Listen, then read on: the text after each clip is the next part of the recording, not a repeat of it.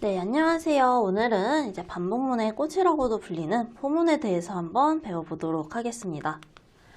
네, 반복문 포문의 개념을 확인하고요. 다양한 형태의 증감식을 사용하면서 while문을 사용했을 때와 비교를 해서 한번 포문에 대해서 익혀볼 거고요.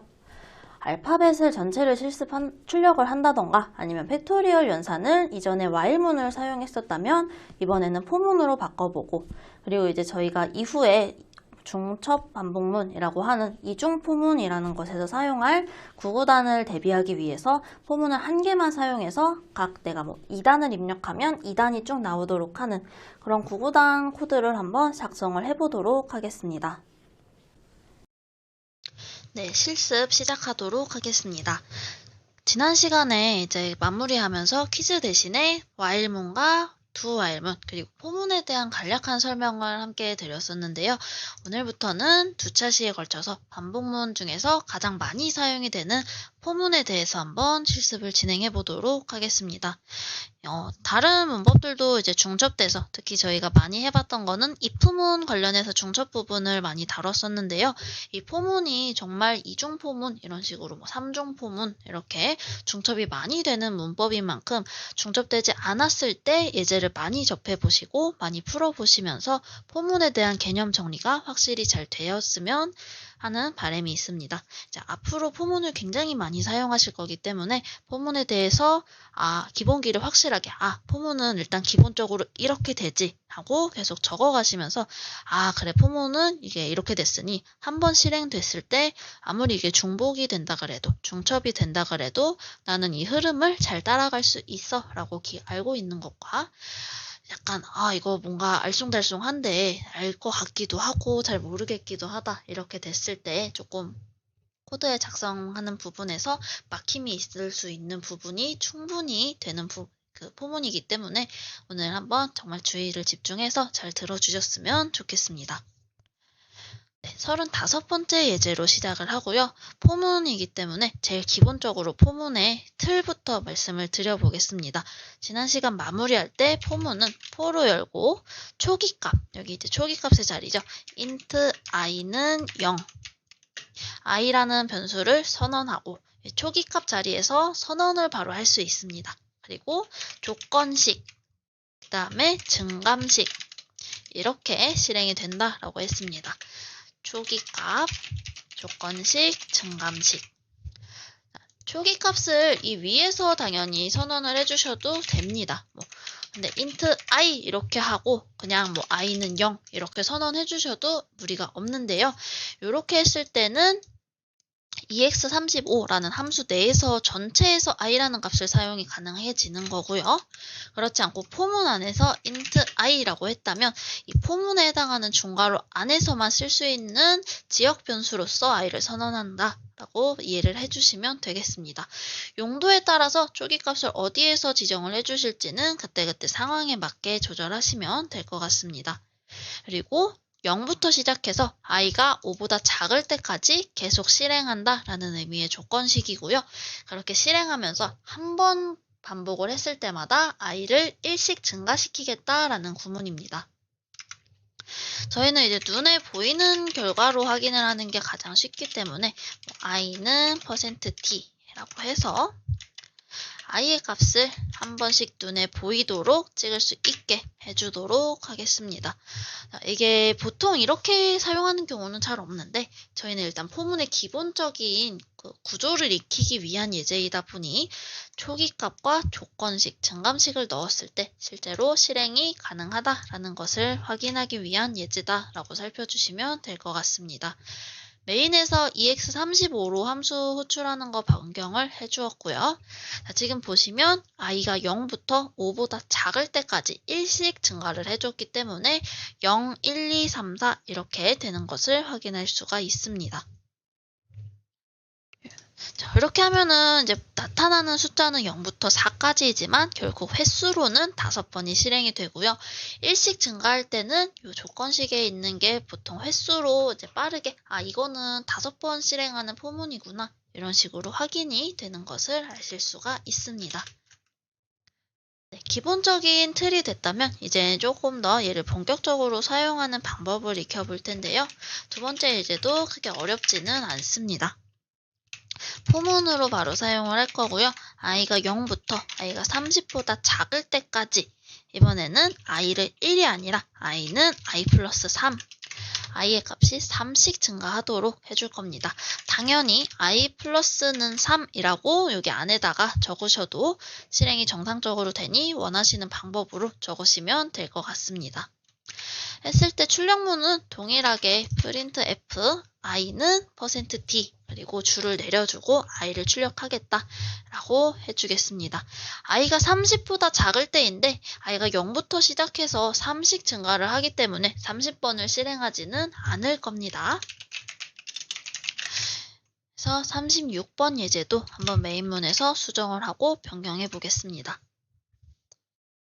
이렇게 보시면은 i가 0부터 시작을 해서 첫 번째 0이 나오고요. 한번 i를 찍어주고 증가시켜줍니다. 그랬더니 3을 증가했기 때문에 3, 6, 9 이런 식으로 가게 되고요. 한 번 더 실행을 하면 이제 마지막에 i가 30이 됐기 때문에 포문을 실행할 수가 없어서 i는 27까지만 출력이 된 것을 확인하실 수가 있습니다. 이런 식으로 이제 i 안에 포문 안에 들어가는 조건식과 증감식 부분을 잘 다루시는 연습이 필요한데요. 이렇게 간단한 조건식을 세울 때도 있지만 저희가 이제 앞서 했었던 실습들처럼 나머지를 계산할 수도 있겠고 여러 가지 연산을 이어서 하는 것을 조건식으로 사용할 수도 있으니 조건식에 대한 이해도 필요한 부분입니다.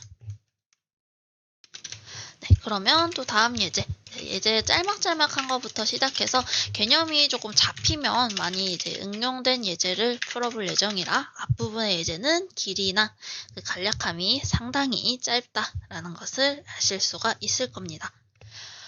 포문에서도 이제 인티저만 사용하는 게 아니라 당연히 캐릭터든 뭐든 다 사용을 하실 수가 있는데요.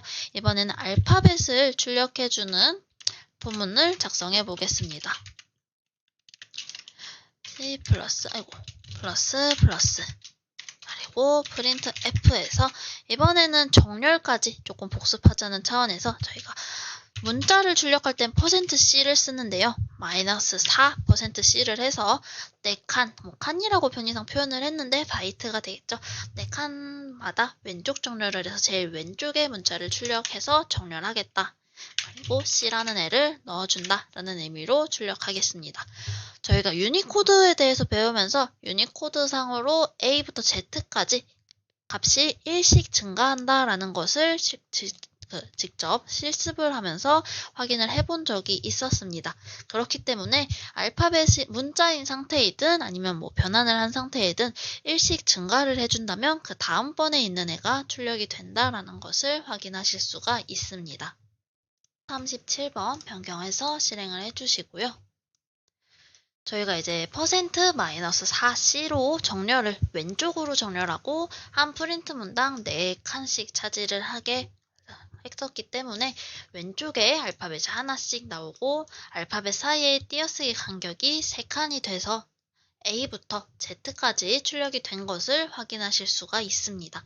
자, A는 65를 의미하고요. 소문자 A가 97이기 때문에 소문자 Z로 여기를 변경을 해주신다면 대문자 A부터 소문자 Z까지 실행되는 것을 확인하실 수가 있습니다. 대신 이제 유니코드가 이렇게 이렇게 보시면 될 것 같은데요.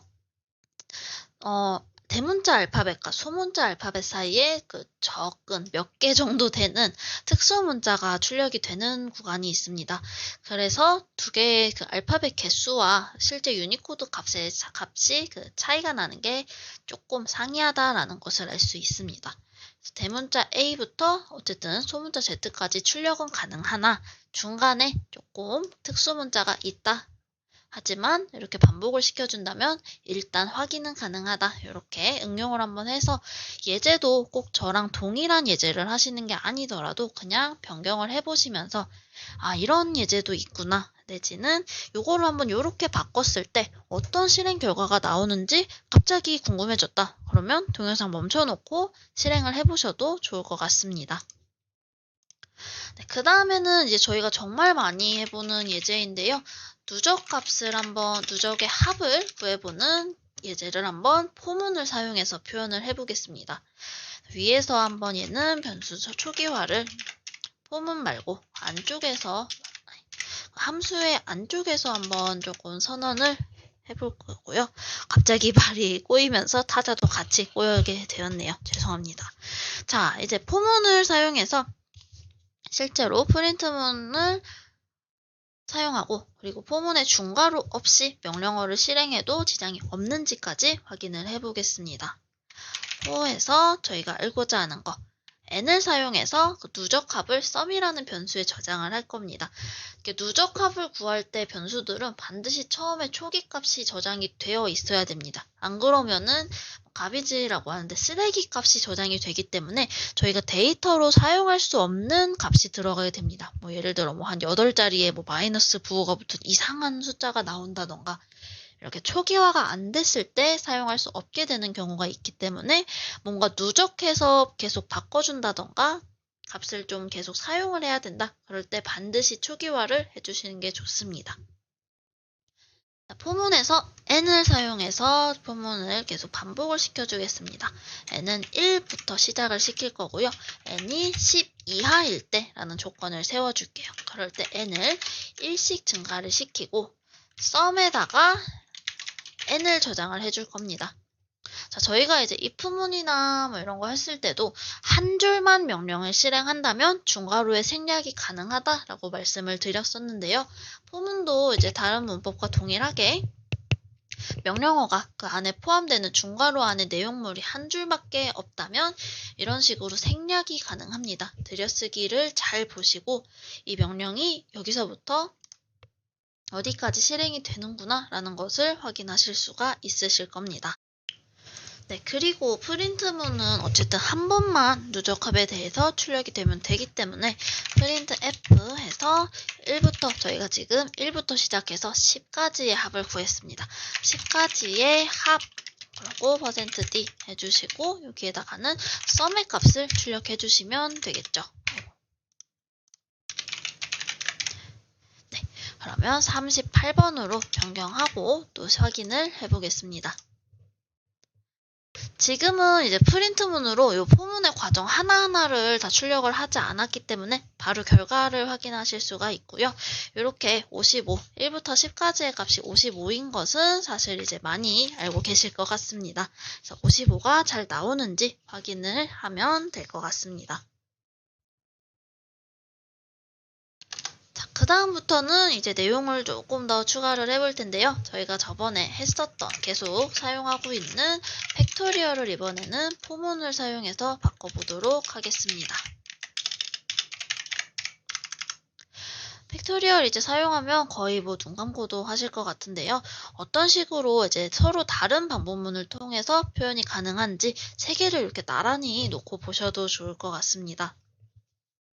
첫 번째로는 결과를 저장하는 result라는 변수를 만들어서 1로 초기화를 해줄 거고요. 그 다음에 입력을 받을 num이라는 변수를 선언을 해줍시다. 그리고 초기화도 한번 같이 해줘 보겠습니다. printf로 해서 팩토리얼 n 입력 해서 간단히 입력을 받아주는 프린트문을 찍겠습니다. scanf로 %d 그리고 %num 해서 num에다가 입력을 한 팩토리얼 n보다는 숫자 입력이 좋겠네요. scanf로 해서 num에다가 입력받은 값을 저장을 해줍니다. 자, 그러면 이제 포문에 들어가야겠죠. i라는 애를 새로 선언을 해주고 i는 1부터 i가 입력한 num보다 작거나 같을 때까지, 왜냐면 팩토리얼은 결국 1부터 본인까지의 숫자를 곱해주는 거기 때문에 이하로 포함이 돼야 됩니다. 이거를 포함을 한 이하의 범위로 넣어주셔야 되고요. 그 다음에 i 뿔뿔 해서 여기에서 이제 계산식이 들어가겠죠. 저희가 계산은 팩토리얼은 물론 이제 뭐 3, 2, 1 이런 식으로 곱해라 라고 했지만 실제 프로그램에서는 빼주는 방식보다는 더해주는 방식으로 해서 나랑 같은 값이 나올 때까지 계속 더해주겠다 라고 했었습니다. 그래서 리절트가 이제 곱하기 i랑 같다. 그 리절트에다가 i를 곱한 것을 세로 리절트의 값으로 갱신을 해주겠다 정도로 이해를 하시면 될 것 같습니다. 자, 저희가 이제 while문이나 이런 걸로 했을 때 while문의 구조를 한 번 더 보자면 while문은 초기값, 그리고 while 조건식, 그 다음에 증감식 이런 형태로 되어 있었기 때문에 조금 조건을 표현하거나 아니면 그 범위를 제한할 때 간혹가다 특히 뭐 do while이나 이럴 때 if문을 표현을 해서 제어를 하는 경우들도 있었는데요. 여기에서 포문에서는 조금 더 편리하게 이렇게 한 줄로 표현이 가능하다라는 포문의 장점을 한 번 더 짚고 넘어가겠습니다. 자, 그리고 이렇게 했다면 프린트문은 이제 뭐 너무 간단하죠. %d 팩토리얼은 %d이다 이렇게 해주고 앞에다가는 num을, 뒤에다가는 리절트를 넣어주시면 되겠습니다. 이렇게 했을 때 이번에는 팩토리얼을 포문으로 변경해서 실행하는 코드를 한번 실제로 적어본 게 되겠고요. 39번 메인문에서 실행해 보겠습니다. 팩토리얼 숫자 입력, 뭐 이번에 5로 해볼까요? 그러면 5 팩토리얼 5 곱하기 4 곱하기 3 곱하기 2 곱하기 1 해서 120의 결과가 나온다.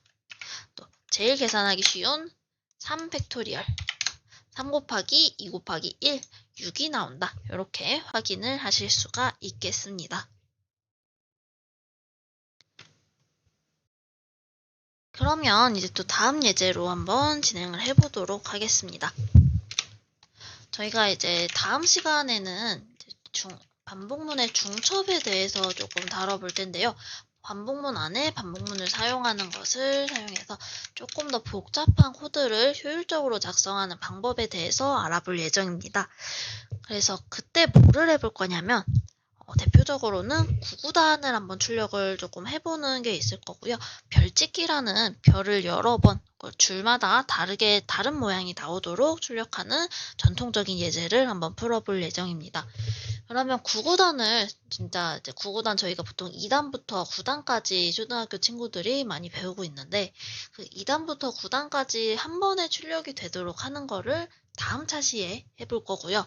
이번 시간에는 한 단만 내가 뭔가 뭐 3단이라고 입력을 했을 때 그 3단 3일은 3, 3일은 6 해서 39, 27까지 출력이 되도록 하는 코드를 먼저 한번 작성을 해보도록 하겠습니다. 인티저로 단, 한글 발음으로 정직하게 구구단 단수를 입력을 받겠습니다. 프린트문으로 확인할 구구단 단수를 입력해 주세요 라고 출력을 할 거고요. 스캔F를 사용해서 %d 그리고 &단 해가지고 실행을 한번 해보도록 하겠습니다. 처음에는 폼은 당연히 시작해야겠죠. 저희가 int 그리고 i를 사용해서 저희 몇부터 몇까지 하냐면 1부터 9까지를 입력받은 단이라는 수에 곱해줍니다. 그래서 이 i는 지금 그 뒤에 곱해지는 1부터 9까지를 의미하기 때문에 i는 1부터 i가 10보다 작을 때까지 라고 해주셔도 될 거고요. 아니면 9보다 작거나 같을 때까지 i를 증가시킨다. 이런 식으로 증감식이나 조건식 같은 경우는 얼마든지 자유롭게 변형이 가능하기 때문에 저는 좀 변형 구구단을 한번 해서 2씩 늘어나는 구구단을 해볼까요? 하시면 i 풀는 2 이런 식으로 변경해서 확인해 보셔도 좋다고 말씀을 드렸습니다. 자, 이렇게 했을 때 이제 프린트문을 잘 작성하시면 되는데요. 프린트 제일 구구단의 제일 편한 방법 %d 곱하기는 그냥 소문자 x를 사용하겠습니다. 그리고 %d는 %d이다 라고 하고 줄을 꼭 내려주셔야 결과를 깔끔하게 확인할 수가 있습니다. 아니면 이전 거에 3일은 3회에 이어서 3, 2는 6 이렇게 되기 때문에 3일은 31 곱하기 2는 6 이런 식으로 이상한 결과가 출력이 될 수가 있습니다. 그리고 들어가야 할 숫자를 잘 봐주시면 첫 번째는 몇 단인지가 들어가죠. 3단이라면 이 앞은 계속 3입니다. 그래서 여기다가 저희가 입력받은 단을 입력해 주시고요. 뒤에는 1부터 9까지의 숫자 i가 들어가겠죠. i를 해주시고 세 번째에다가는 이제 계산한 값이 들어가야겠죠. 3일은 3, 3일은 1, 3일은 2 이렇게 i의 값이 절대 들어가면 안 됩니다. 얘를 계산해 주려면 그냥 단 곱하기 단이라는 변수 곱하기 i를 해주시면 결과가 곱셈이 되는 것을 확인하실 수가 있을 겁니다. 자, 한번 실제로 9구단을 내가 입력한 거대로 결과도 잘 나오고 한 줄에 하나씩 나오고 1부터 9까지의 곱셈 값이 잘 출력이 되는지 한번 확인해 보겠습니다. 메인에서 40번 예제 실행을 해주시고요. 9구단 단수 한번 3단 입력해 볼게요. 3일은 3부터 해서 앞에 계속 3으로 나오는 거 확인 가능하고요. 1, 2, 3, 4, 5, 6, 7 해서 9까지 출력이 되고 결과도 잘 나오는 것을 확인해 보실 수가 있습니다. 요 기초를 일단 잘 익히시고 나면 이제 이거를 저희가 2단부터 9단까지 쭉 출력이 아래로 계속 출력이 되도록 하는 것은 사실 크게 어렵지 않기 때문에 포문의 구조에 대해서만 잘 이해하고 계시면 좋을 것 같습니다. 그 다음에 이제 오늘의 퀴즈를 설명을 드릴 텐데요. 자, 어떤 거냐면요. 두 숫자를 입력을 받습니다. 정수로 그냥 받을게요. 입력을 받아요. 그 입력받은 두 숫자를 예를 들어 그냥 숫자 1과 숫자 2라고 칭하겠습니다. 그래서 이 숫자 1부터 숫자 2까지의 그 중간에 있는 모든 숫자를 다 출력해 주는 것을 작성하는 코드를 한번 적어서 와주시면 되겠습니다. 틀을 간단하게 해보자면은 int ex 41번이 되겠죠. 자, 그리고 인티저로 했으니까 num1과 num2를 선언할 수가 있을 겁니다. 프린트 문을 사용해서 두 개의 서로 다른 정수를 입력하세요 라고 프린트문 찍어주시고요. scanf를 사용해가지고 두 수를 입력을 받아야 하는데 비워두겠습니다. 너무 제가 다 해드리는 것 같아서 이제는 요 정도 간단합니다. scanf를 사용해가지고 출력을 하고요. 그 다음에 여기 부분에 이제 반드시 포문을 사용해주세요. 저희가 이제 포문을 배웠기 때문에 포문을 사용해서 num1부터 num2 사이의 값을 모두 출력하는 코드를 작성해주세요. 이게 퀴즈가 되겠습니다.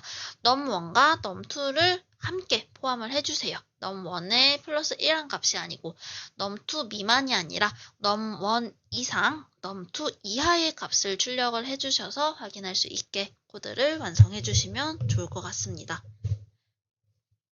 네, 오늘의 실습도 여기서 마치도록 하겠습니다.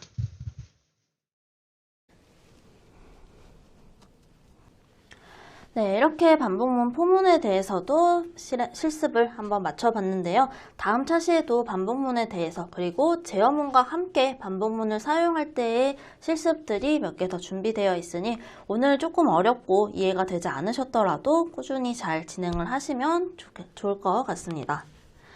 네, 오늘은 포문의 구조를 확인해 봤습니다. while문과 비교되는 뚜렷한 점은 이제 while문은 초기값, 조건식, 증감식이 각각 위, 중간, 아래 이런 식으로 배치가 되어 있었다면 포문 같은 경우는 조금 더 간결하게 한 줄로 초기값과 조건식, 증감식 모두를 작성할 수 있다라는 부분이 메리트가 되는 부분이었고요. 다양한 자료형을 사용해서 포문을 사용하는 방법과 그리고 9구단을 출력해서 이제 10차시 대비라고 했었는데 저희가 실제로 10차시보다는 11, 12차시에서 많이 사용하게 될 이중 포문에 대한 대비 차원에서 9구단 출력하는 방법을 한번 학습을 해봤다. 이렇게 이해하시면 될 것 같습니다. 네, 그러면 다음 시간에 또 포문을 한번 조금 더 심화 예제를 통해 학습해 보도록 하겠습니다. 수고하셨습니다.